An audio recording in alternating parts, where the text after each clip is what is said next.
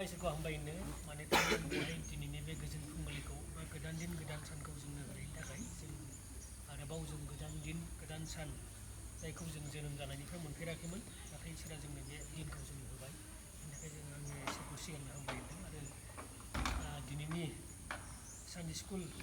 world Sunday school दिबसजों लोब्बा लाखिनानै जाय आलासि बिथां नुजाफैनाय दं मादै बिथांखौबो आङो जोंनि लिड कमिटिनि जानानै बरायना लाग्रोयो आरो लोगोसे दिनैनि बे हस्टिं हाबाफारियाव नुजाफैदों जोंनि नांगोनां पास्टर पि नार्जारि बिथांखौबो आङो हाजासे हामबायदों जोंनि बेबायदि प्रग्रामाव नुजाफैनो थाखाय आरो जोंनि मावथि लोगो साफ्रोम नोंथांमोनखौ आङो बरायना लायो लोगोसे आंनिनो फंबाय बिनानाव साफ्रोमबो जोंनि बे सानडे स्कुलाव बाहागो लाग्रा फंबाय बिनानाव साफ्रोमखौबो आङो गोसो गोथारै बोजबना लायो आरो दिनै बे प्ले हस्टिंनि हाबाफारिखौ आं आखायाव लादों जों बेखौ नायब्ला नुनो मोनगोन Psalms number 20 ओमफ्राय 5 गितफोरनि 20 नाम्बार 5 सिरि बेखौ जों आङो फरायगोन खोनासंगोन नों देरहानायखाय जोङो गोबारै रंजानानै जोंनि इसोरनि मुङै फिरफिलाखौ दिखांदोंनि फोरबोआ नोंनि खावलायनायखौ उनफिनथों once more नों देरहानायखाय जोङो गोबारै रंजानानै जोंनि इसोरनि मुङै थांनानै गाहाम बाथ्रा खोथाहै बिफा बिसा गोथार जिउनि मुङै सोलोंग्रा खालाम हाथरखि बादि जोंब्लावगोन मान समायना होजागोन मेंनाय दुखुखौ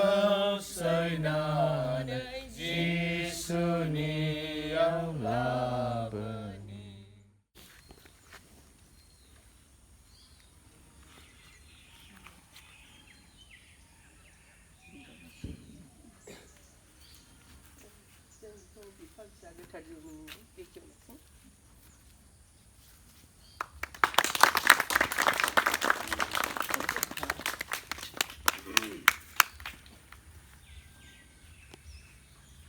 फरायलांनायखौ खोनाबाय देरहायोब्ला जोङो दहाय खोनाबाय रबार्ट रेक्सनि खोथा नोंथांमोनहा मिथिखागौ बे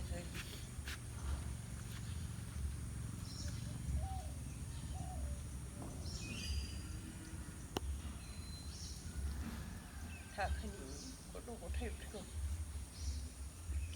फोरोंनायनि राहा लामा लानायजों बे स्कुला जादों आरो बियो इसोरनि बाथ्राल' नङा लोगोसे मा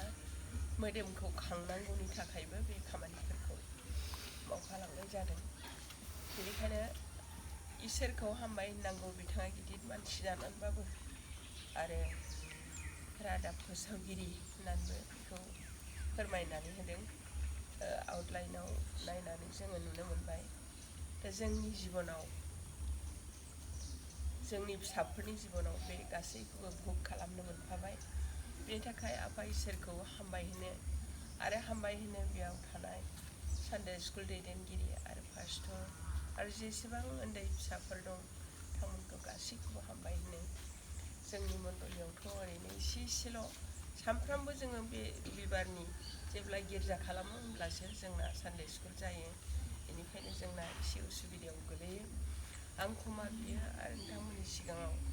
आङो हठात बेबायदि सफैगोन ना मागोन आन्दाज गैया मैया 2टासो समाव फन हरनाय समावसो आं आन्दाज मोनबाय ओमफ्राय आंनि प्रग्राम नङा बियो बेखौ आंनि बोराय गोसो हरदोंमोन बेनिखायनो इसोरा नोंथांमोनजों लोगोसे थानानै बे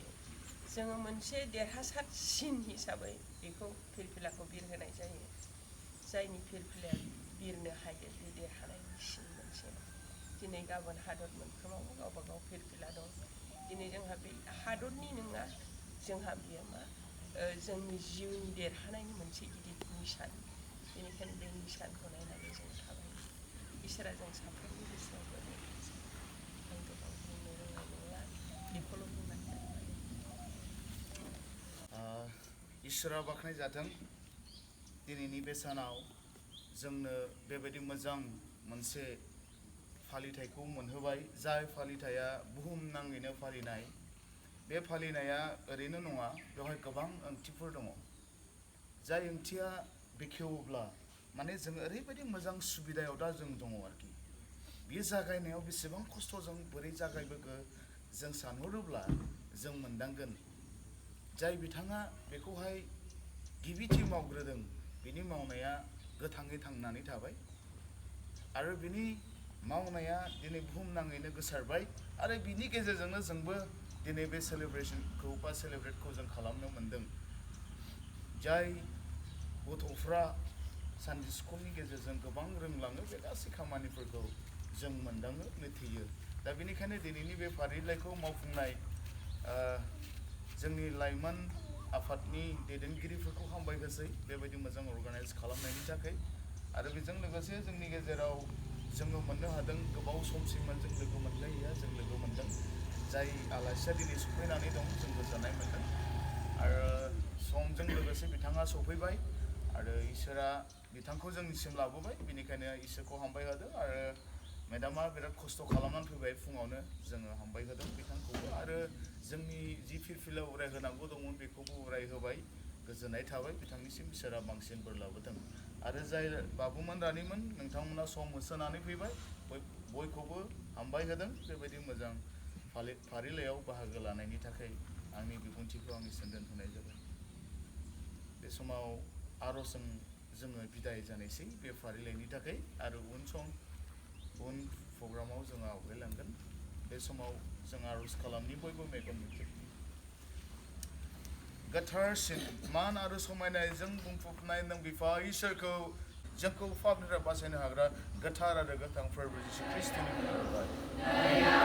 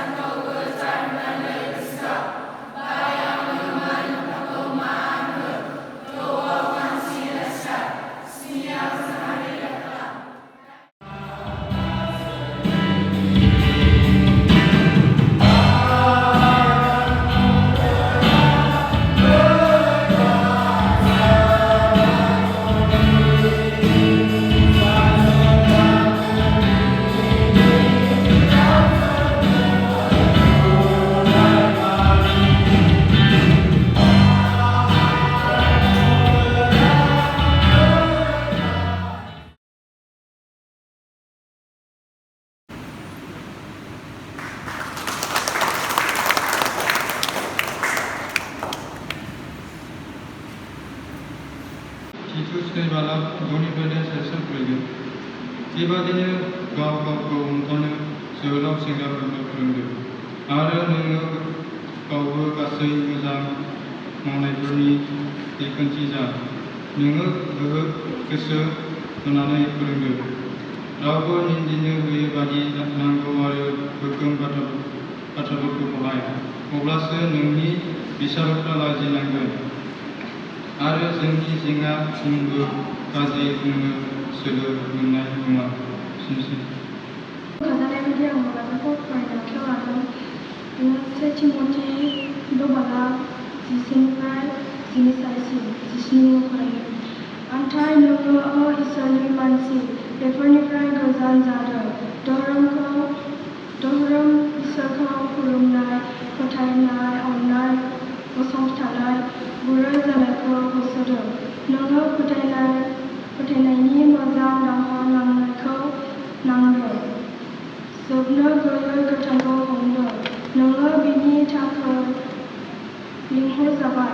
आरो गोबां साखिफोरनि सिगाङाव मोजां सिमा लानायखौ सिमान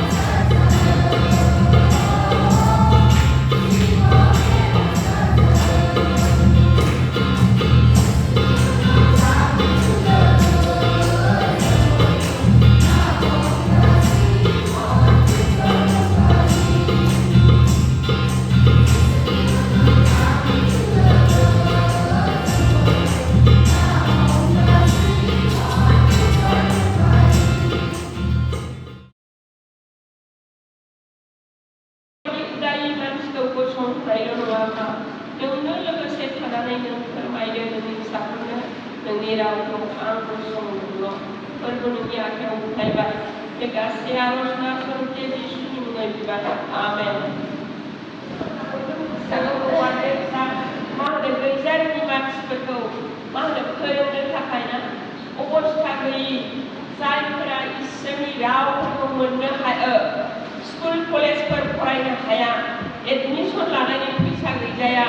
जानायनि थाखाय आंखाल ना रबार्ट रेक्सआ बेफोरखौ नुनानै बिथाङा मुंदांखामोन होनना बुंदों इंलेन्डनि बिथांमोनहा जेब्लायबो मुखासफोर थाखाबाय जानो हागौ बे बाथ्राखौ बोसोरैबो मोनखायो ओमफ्राय 1780 सनाव ना 1780 बे बाथ्राखौ मा होनो गोसोखांनानै बियो सायख' बानायजेनदों आरो बिथाङा गोबां खस्थ' लादों बेवहाय जों सानडे स्कुलनि माबायाव बिथांमोनहा बे मा होनो आलासिया क्षमा खालामदो बिथांमोननि पास्टरा जि बाथ्राखौ बुंदों बे बाथ्राया